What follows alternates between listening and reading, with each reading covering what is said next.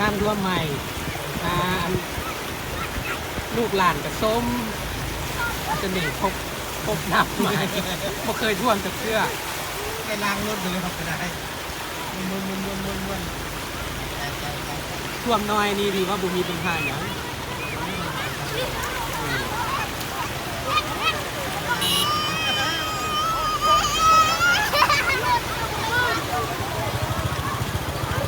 เส้นทาง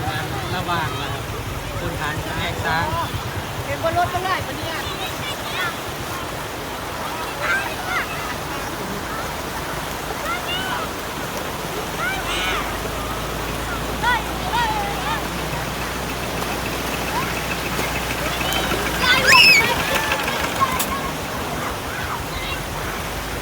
ช่วงน้อยที่กำลังม้วนเลย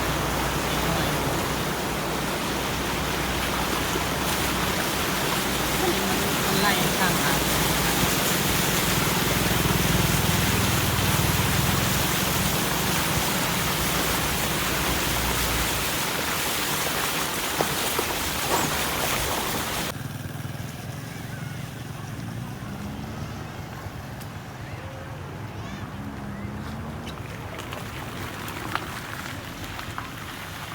ถ่ายวิดีโอ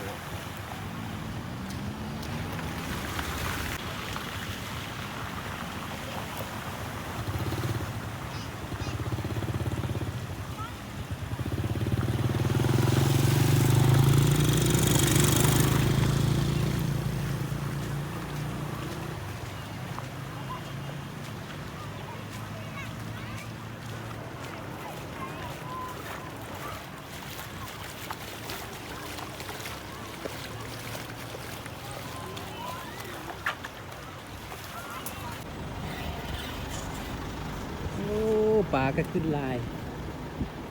ก็โซนนอนตึกกระดุมโอ้ได้ปลาลายอยู่คล้ายเกือบรุ่นพ่วงแล้วได้หนิ